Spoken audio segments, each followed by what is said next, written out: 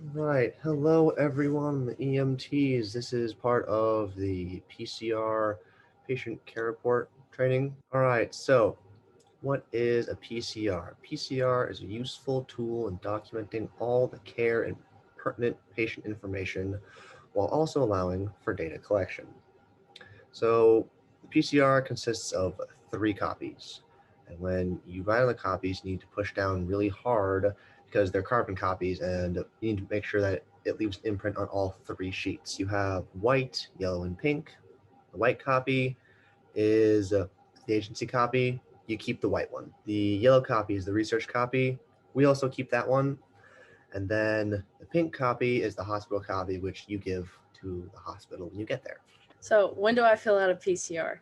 Anytime EMS is called. So, when the bus leaves the bay or anytime you come in contact with a patient. Even if you don't come in contact with the patient, but EMS was called, you will still fill out a PCR and you'll just write the disposition code as no patient found, which we'll go over later in this video.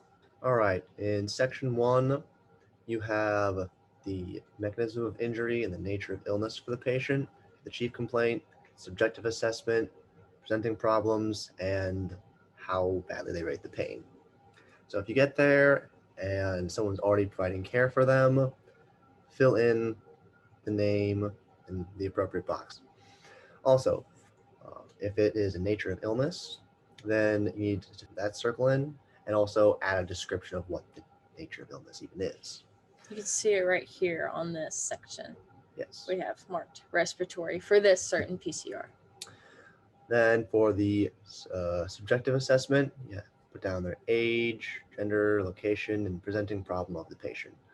For the pain, it's on a scale of 1 to 10, with 1 being it really doesn't hurt, to 10 being the worst pain of your life. So, section 2 of the PCR covers the sample history, vitals, mental status, and the cup status, as well as the objective physical assessment of the patient. So, you'll just fill out the PCR with the appropriate information. For vitals, you'll take them every 5 minutes. And for the comments section, you're just going to write any details that are pertinent to the call that may not be found anywhere else in the PCR. So in this section, it is mainly the treatment that is given to the patient. So you mark all the appropriate boxes of how the patient was treated. If you did something, you make a note of it. So the disposition describes the outcome of the call, including who transported the patient and where they were transported to. On the back of the PCR, there's a list of disposition codes. The crew section is filled out with the names of all the responding crew members that were involved. There's a portion on the bottom where you need to make sure you include your EMT numbers. The disposition codes are listed on the back of the PCR, like Morel said, and there's some common ones over here to the right. All right, so for section 4, even though it's the last one, it's actually at the very top of the PCR. So it contains all the personal information about the patient, and that stuff can usually be filled out during transport. Even though it's personal per individual, there's still some general stuff you put down. So the address you put down is 300 Steamboat Road, Patton Health Clinic, New York. The physician, it's changed from last year. It is now Dr.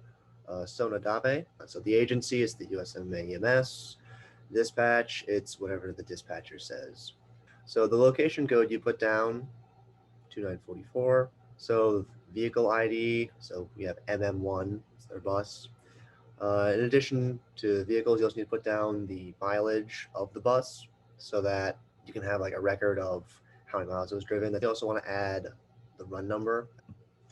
If the patient refuses medical assistance, make sure they understand their rights first and then have them sign on the back of the white copy right here.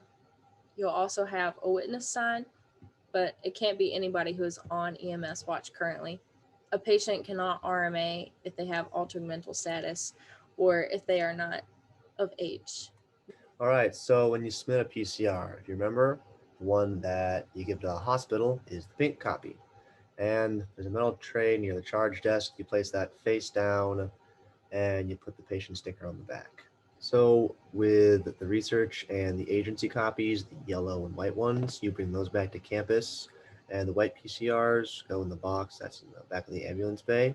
It's important that while you're there, you get the nurse to sign off on the white copy that reads the hospital receiving agent. So, what do I need to tell Vigilant or the hospital when transferring patient care? You need to tell them vitals, general impression, and also give them a summary of the PCR. Below is a sample MedCom note. The purpose of the MedCom note is to alert the hospital that a patient will be arriving shortly, what his or her status is, and if any additional resources are needed upon arrival. Before calling MedCom over the radio, get their attention by saying MedCom, MM1. Then you may continue.